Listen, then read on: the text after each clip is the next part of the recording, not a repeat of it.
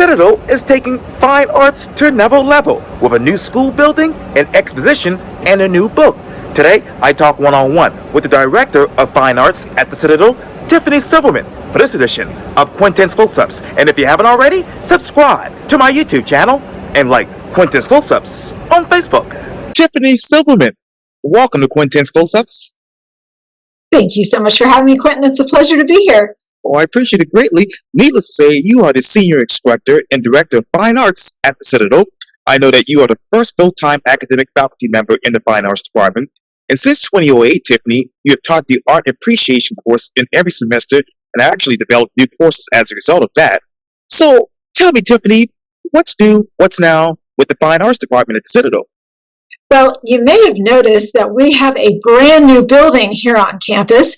Capers Hall has risen from the ashes of a building that just did not fit our needs. And now it is a gorgeous testament to all that the humanities can provide within a modern military education. So within Capers Hall, we have a studio art, an art studio, we have a digital media lab, we have a gorgeous 250-seat performance auditorium, and my personal favorite, the art gallery, named for our former Dean Bo Moore. And that is where some real magic all of the spaces have had magic happening in this inaugural year that we have been online. So what's happening right now is the wrapping up. There's a lot of we're finishing strong as we are about to finish our classes, but an entire year of really just bringing the arts at the Citadel to a whole new level. One of those things that's happening, I'm delighted, is this. So we have this is my first book, and it is the first book from the Citadel's Fine Arts program, and it is a catalog of our inaugural show. So everything is the first here. Now we have a first catalog to be able to hold on to that really forever. Absolutely, and I want to just dive right into it because the inaugural exposition, that is, in the Winfred B. Moore Jr. Art Gallery in Capers Hall, is behind its lines. Combat Artists and the Citadel's Experience features the work of 8 acclaimed combat artists hosted as arts in residence, obviously, by the Citadel Fine Arts Department. So let me ask you this, Tiffany, what is that Citadel experience with these combat artists? Well, it was just an honor, Quintin. I've got to tell you, I met some of these artists for the very first time through Colonel Craig Streeter, who is a Citadel employee. He's an honored member of our Krause Center, where he oversees the honor program. But he had a whole other life as a combat artist before he came to the Citadel. And so he introduced me to a number of his friends.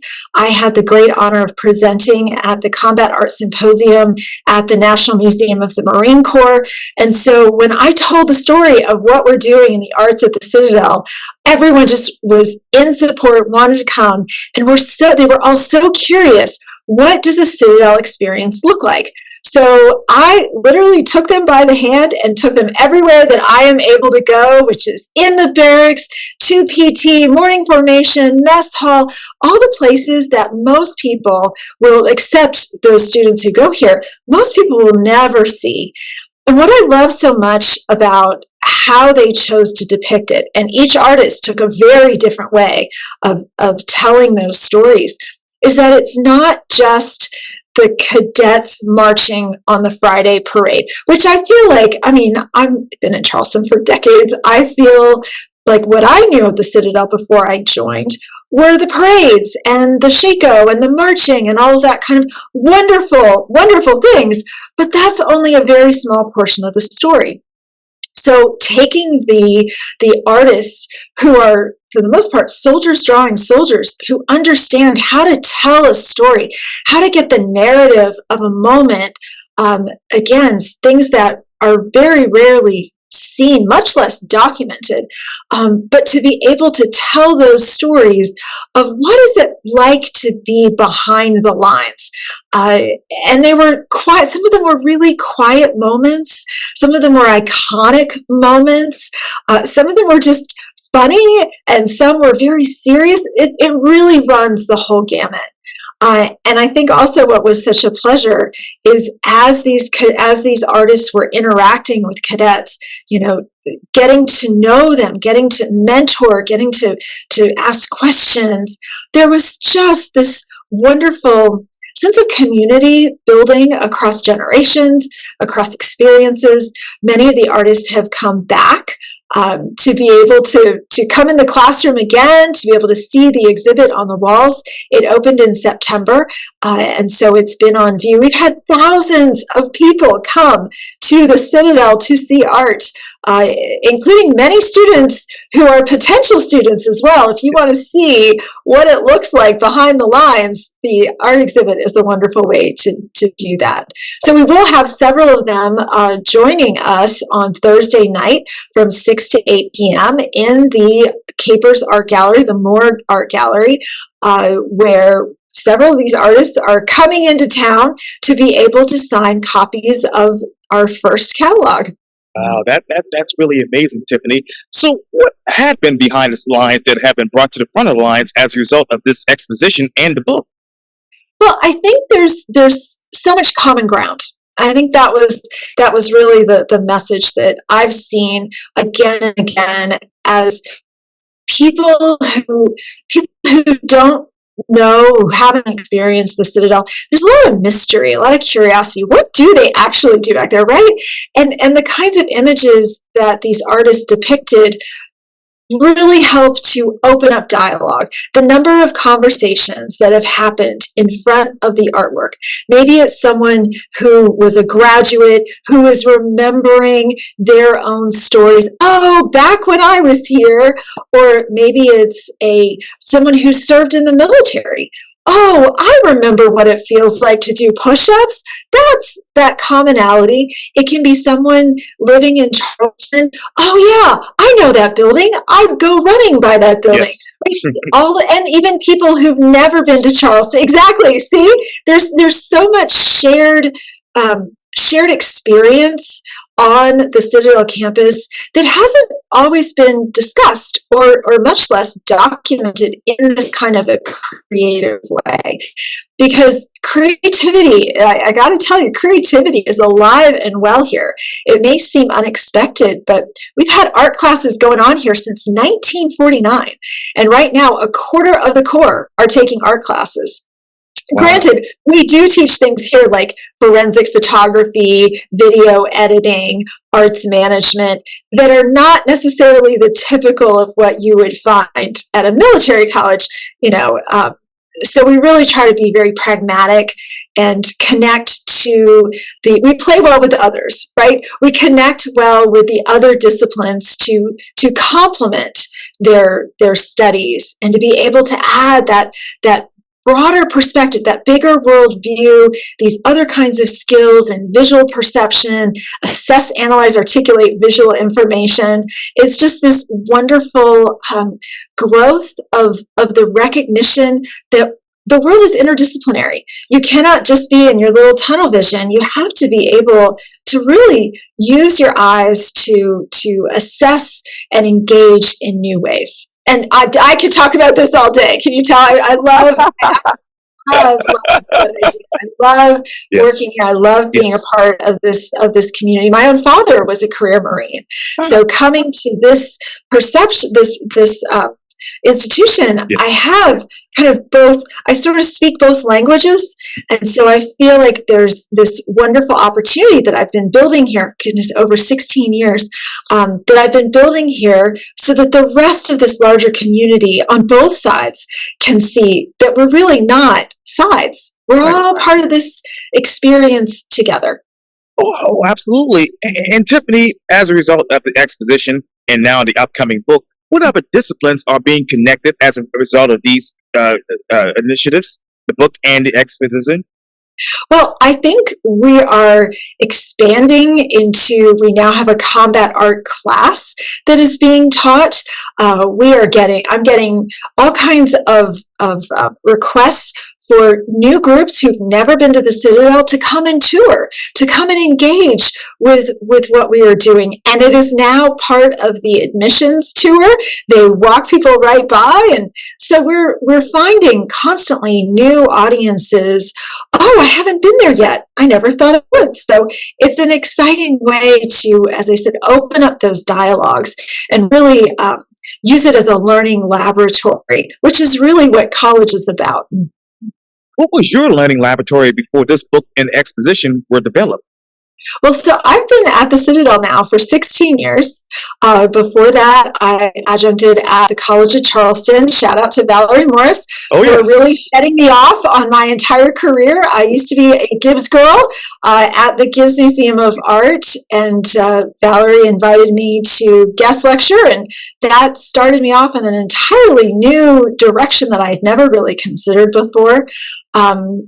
As I said, my background is my father was a career Marine, so I grew up respecting service.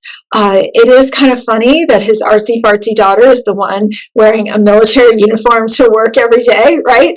But I really do love being able to bring my whole self to work, that it is all of my experiences and education and the people and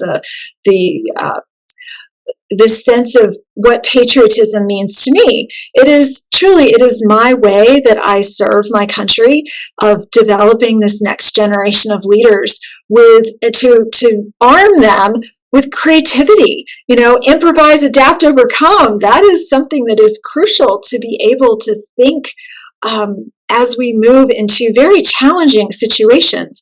I want them to be able to have the skills not to judge by first sight, but to ask questions, to be able to look at the world around them with curiosity, not judgment. All of those things are what really motivate me in the classroom, and that expands into the kinds of programming that we're able to do both within the art gallery, but also within the larger auditorium. We've had some great events there recently. Leah Suarez, Yes. Oh, yes. fantastic. Leah's been working with the Citadel for a very long time. We just were able to have a beautiful jazz concert that she performed. We've worked with the city of Charleston on collage dance. We had the Charleston Symphony came and did a beautiful Veterans Day performance. So as we develop in our own capabilities, our own capacity, because all of this is new. Everything that we are doing is basically the first time with these kinds of exhibits and performances. So we're figuring it out as we go, but it is just, what a journey. What a journey. Yes, indeed. And Leah Suarez and, of course, Dr. Valerie Morris are actually legends here in this town. Aren't they, though? I've been very honored to know many of the incredible leaders. It's an arts community, Yes. but it's not just about and the people who make it up. That's really been such a joy.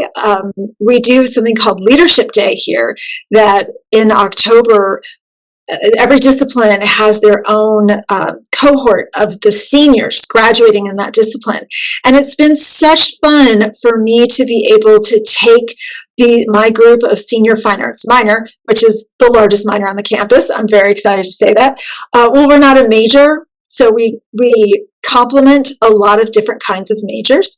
But I take these senior fine arts minors out into the community, and they get to talk to all kinds of leaders, from the Charleston Museum to the Gilliard to the Gibbs to the Halsey, and just talk with them about, well, what does your job look like? What are the ethical dilemmas that you face? How can we prepare ourselves potentially for this as our future career?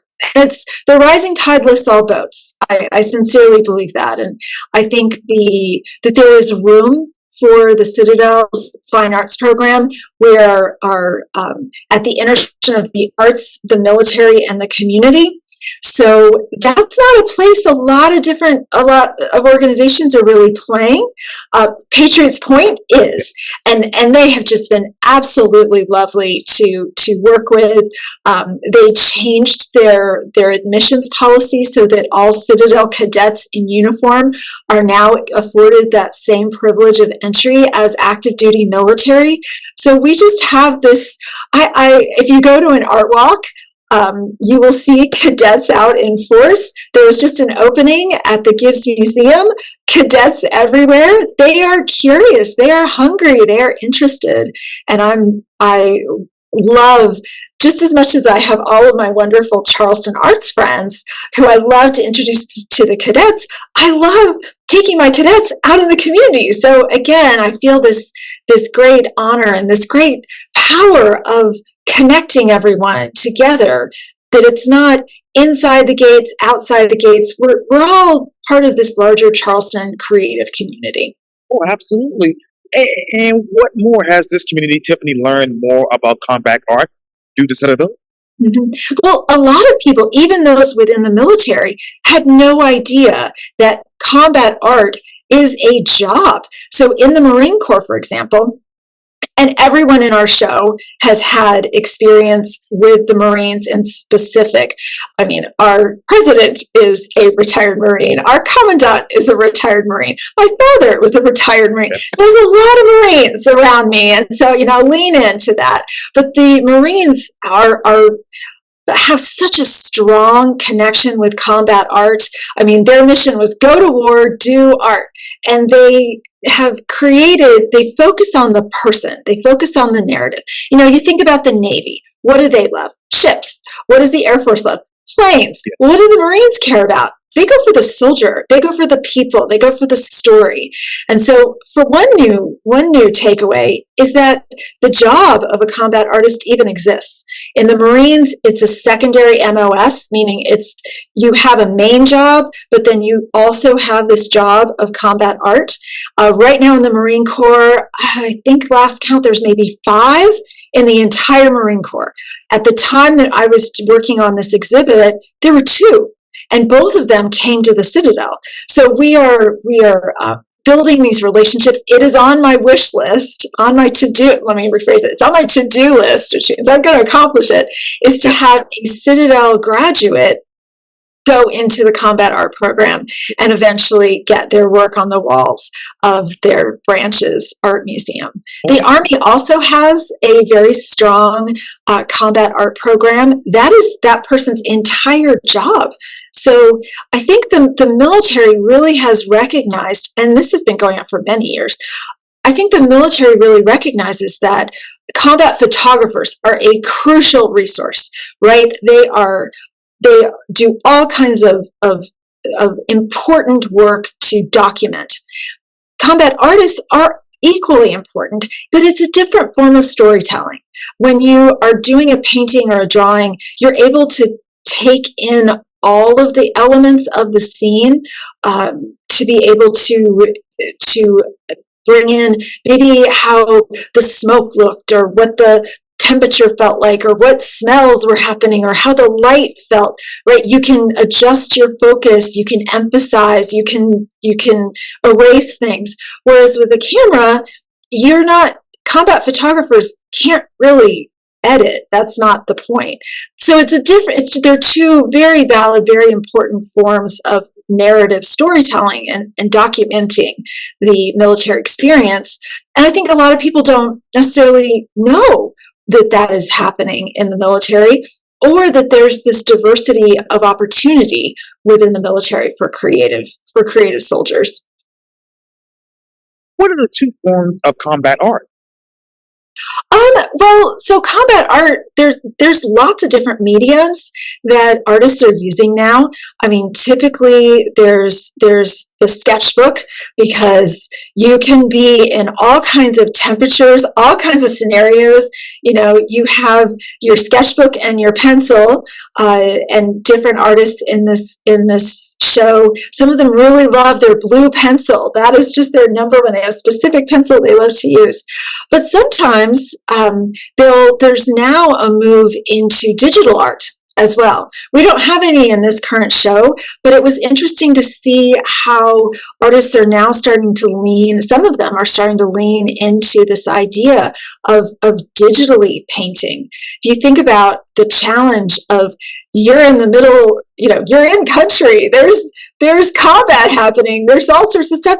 You don't really have time to bring out a giant palette of your oil paint and set up in the middle of the wherever. So having that flexibility, all of the works in our class are let's see, they're pencil, pen and ink, there's watercolor, and there's some acrylic in there too. So there's a bit of diversity of the different types of mediums that the artists like to use.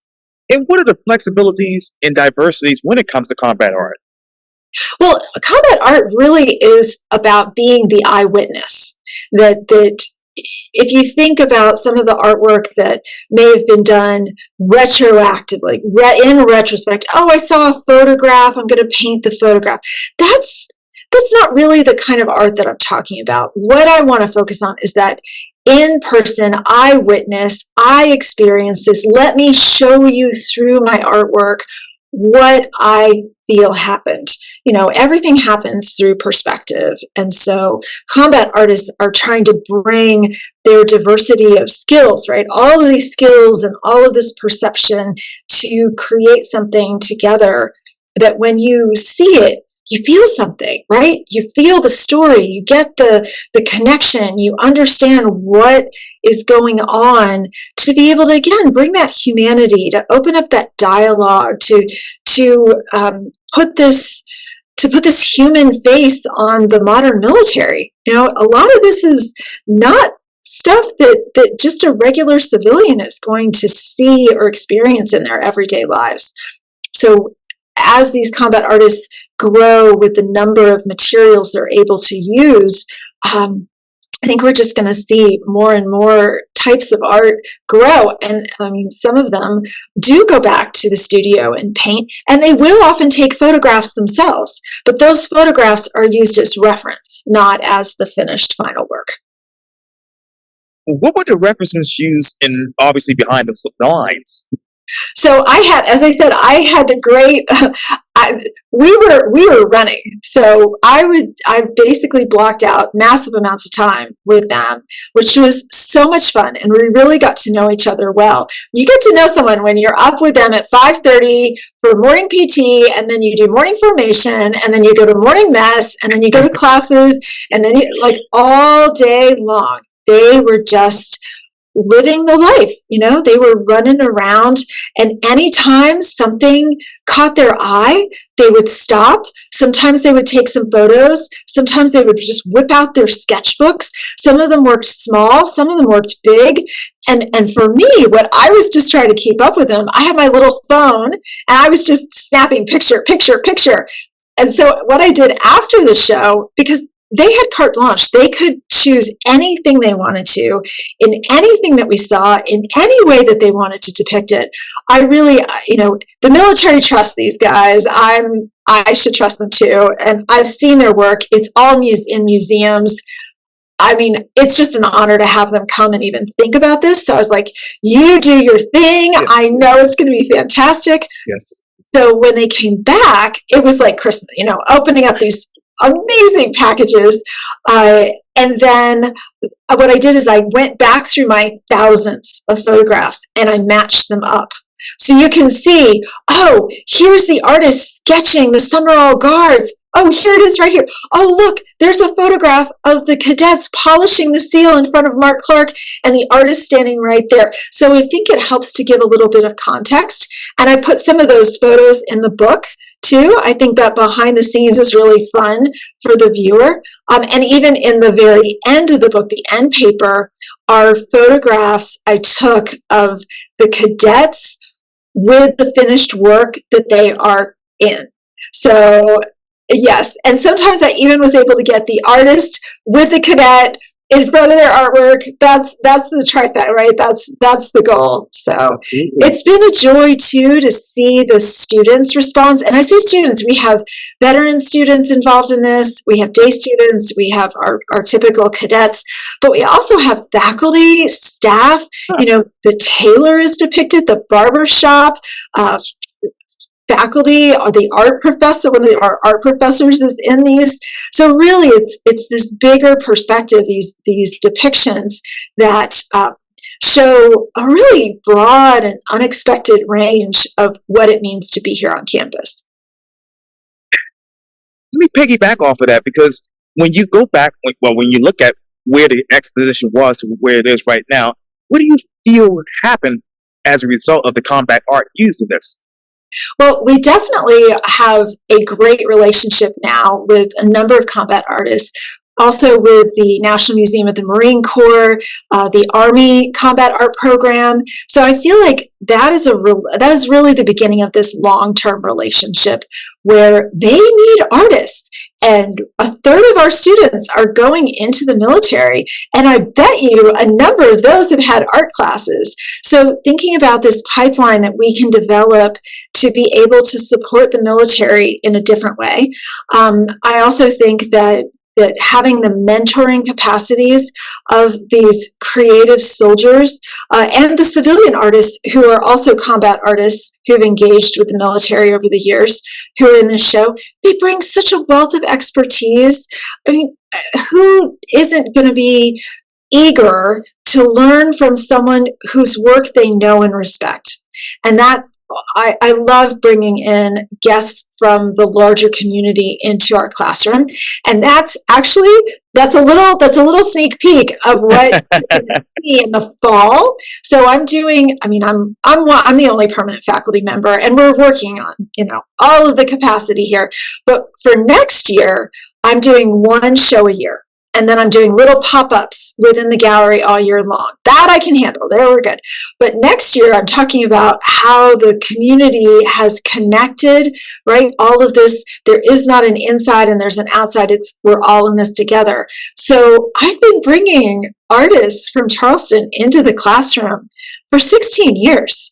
And I think some of the names might surprise you of just how many well-known Charleston artists have been engaged here for a long time. And so I'm bringing them all together, and I'm anticipating that people are going to be like, hold on, you're here? Oh, wow, I didn't know that. You're here too. Oh, isn't this fun, right? Again, that just building awareness and having a great time doing it. Absolutely, absolutely. And when it came to the exposition and actually the actual book, I should say, Tiffany, what exactly were those ethical dilemmas for that? Well, I mean, it is a lot to put together a first show in a first gallery in the first building. Everything we're doing is the first. And I gotta say, I have to give a lot of love out to Aaron Banks and Pam Wall and Chris Pelletier from my Gibbs people. I went to Who Do I Know and Trust, who is absolutely pro level, and they have just been such a rock star team of providing that kind of support and perspective. And then I have my incredible team here on the inside. Rick Sargent and Kevin Free are my Swiss Army knives of professors, and we just pull it all together, right? We make it work. We improvise, adapt, overcome. We practice what we preach here. And I think that being open and being creative and collaborative, just as we ask of our students to be, is what I work with people I trust, I work with people I respect, and incredible things happen. Oh, absolutely. And how have these artists, Tiffany, actually understood war through their art expositions? I'm sorry, ask that again? Yes, ma'am. How have these artists that are actually featured in this exposition, and I'm sure the book, how have they understood more about the military through these expositions? Oh, sure. Okay, so the artists in this show, they all have incredibly solid careers of their own that they developed when they were in the military. Some of them, there's some secret deals with a company that starts with N and ends with X that I can't tell you about, Right. that's happening, right? And there's Victor Uhas was working with HBO, and Steve Mumford teaches for the New York Academy of Fine Arts. And I mean, they have so many incredible things going on in their own right to be able to have this opportunity to collaborate together, see what each other is making, start to bounce these ideas. They've been doing this in one way or another for a long time among themselves as they've been developing artists. But then to be able to come to a different audience, their work on view at the Marine Corps Museum, there's one room that has basically just about everybody in my show is in that show as well. I think it was an interesting opportunity for them to come to a school, come to a college. Normally, they are flexing those muscles in battlefields, on bases, in areas that are I think a lot in common when you get down to it, but it was different. So I think they enjoyed the experience as much as we all did. So again, everybody wins in all of this. Lots of new ideas, lots of new connections, and now a new book to be able to capture all of that for posterity. Absolutely. And what type of other art do you want to develop next with your resources and the new school? Well, as I said, for the fall exhibit, it's going to be, so this year was really about helping me to connect with a military audience, with the Citadel audience, because there's art at the Citadel? Why is there art at the Citadel? I never thought of that. And then I can talk, as I have already, sort of about these connections between how creativity is crucial in the military mindset. All right, so hopefully I've won this audience over. Yes. And now for this next year, it's about looking into the larger creative community, into the artistic community. So this show is going to be about creative perspectives on the Citadel. And so the work that's starting to come in for that, some of it's very different than what the combat artist did. Maybe it's more to do with aesthetics. They've got to know cadets. So some of them have a sense of humor about them. It's just going to be an entirely different show. Throughout the year, the pop-ups that I've been working on, those are a lot of fun. So we've done collaborations, for example, with the Southeastern Wildlife Expo. We have one of our graduates is a regular exhibitor at CWE. We have some other members of the Citadel family who are also there. So being able to bring them to campus, do a little pop-up show of additional work that they don't have on view, and then have lectures that are open not just to the Citadel community, but to the larger community as well. Those have been a big hit. I'm gearing up right now for the pop-up of our senior showcase, where each of our graduating senior fine arts minors, I have 58 of them, they are invited to submit their favorite work. And we put it all up, and so we have a great exhibition. I love it when faculty and staff come in, and families and the community, and they're like, hold on, that student made that? Really? Right? And so there's this broadening, okay, of you might know a person in one way, but there's always so much more than what you expect or what you might know at first glance. So broadening and opening and connecting, you're starting to see a theme here, right? Yes. But that senior show, that's one of my favorite moments of the year, and that is coming up on April 23rd. So we are right at the end, wrapping it all up with a big bang. So Thursday is the book launch, and then the following Tuesday is the last day of classes and our art awards. That is also open to the public. If people want to come by and see, we'll be in the auditorium from 6 to 7, and then a reception in the gallery from 7 to 8. Absolutely. I want to get back to the book launch in just a second, yes. Tiffany. But when you look back at that Behind the Lines exposition and the book, which one of these stories or exhibits really relates to you? That's a great question. Because I was at the creation of just about every one of these, they're all personal in one way or another to me. And each of them captures such terrific moments. I did choose I could say one of my personal favorites is the one that I'm in, which is a total surprise. I'm like teeny tiny, but you can tell you can see my uniform. I Right. love that one. But I think the one that I chose opposing my essay, the one that's on the page, is one of the first depictions of an art class. And it's Professor Rick Sargent's painting class. And I'm so honored to be a part of shepherding the Citadel into this new era with this new building and all of these resources and these opportunities for students to be able to see something new within themselves. And I feel like capturing that story from an artist's perspective, that's really special. Oh, absolutely. I agree completely. And if somebody can't make it to the book launch party this week, how can we go about purchasing the book? Well, it is on our website, which is citadel.edu/fine arts.